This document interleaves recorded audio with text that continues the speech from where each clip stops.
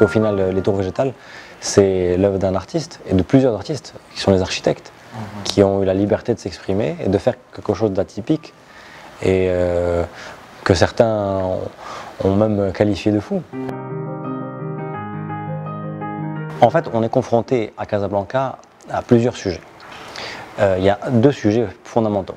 Le premier sujet, c'est celui de la densité de la ville. Et deuxièmement, c'est un sujet qui a trait au confort quotidien, c'est l'aspect végétal. Aujourd'hui, Casablanca, et c'est connu, est une ville qui manque d'espace vert. Et ensuite, c'est une ville qui est perçue comme étant très bétonnée.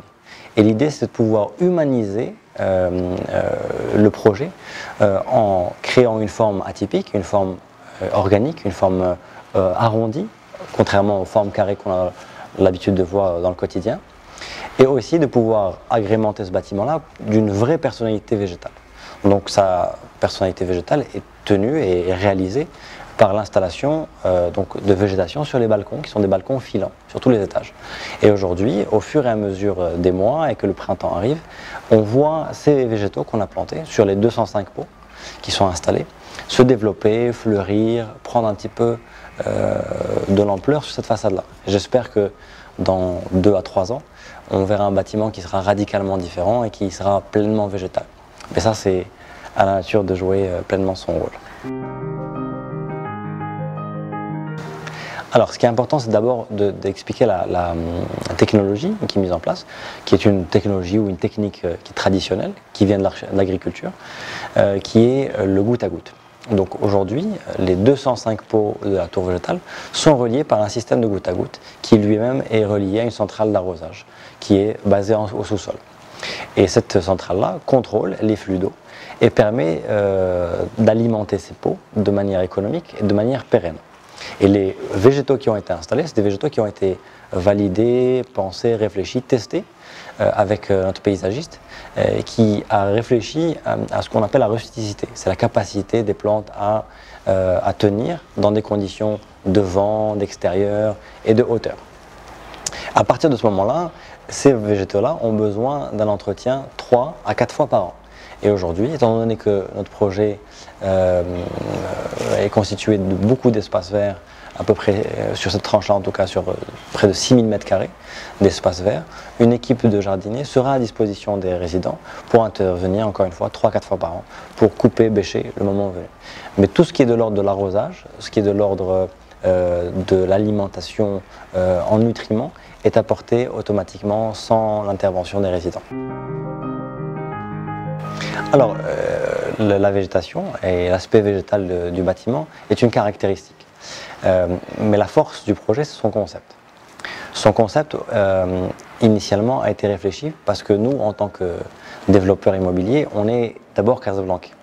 Et en tant que casablancais, on aime notre ville. On connaît ses qualités, on connaît ses travers.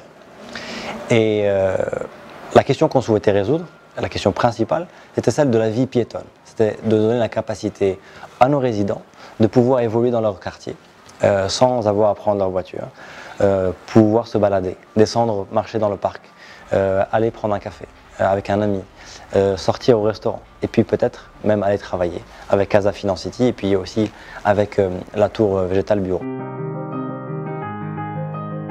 Oui, aujourd'hui, la première tranche qui va être prochainement livrée a été bien commercialisée. Il reste quelques unités, quelques appartements. En deuxième tranche, là aussi, on a fait un pas important. Donc la réponse est oui. Ouais, alors ça c'est une de nos fiertés, la fierté de l'équipe, parce que c'est un travail encore une fois de mobilisation d'hommes et de femmes pendant les 4 dernières années, sur un projet qui au départ était sur le papier et qu'il a fallu concrétiser. Et ça, c'était ça qui était passionnant. Et donc l'année dernière, on a participé au MIPIM Awards. Donc le MIPIM, c'est une sorte de salon international de l'immobilier, des professionnels de l'immobilier, et qui prime chaque année dans différentes catégories des projets immobiliers. On a participé dans une catégorie qui s'appelle Best Futura Project, c'est les projets en cours de développement. Et on a été très heureux d'avoir été retenu parmi les 10 meilleurs projets au monde.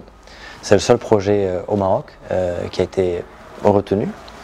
Et on a été devancé malheureusement par de très beaux projets, mais cependant par des projets, un musée au Qatar, le musée du Qatar, et une banque à Taïwan. Donc ça fait partie des projets qui sont des projets de grande envergure, qui sont passés un petit peu devant, mais je pense qu'avant tout, ça veut dire que les équipes, et encore une fois, ont fait un travail qui a porté ses fruits.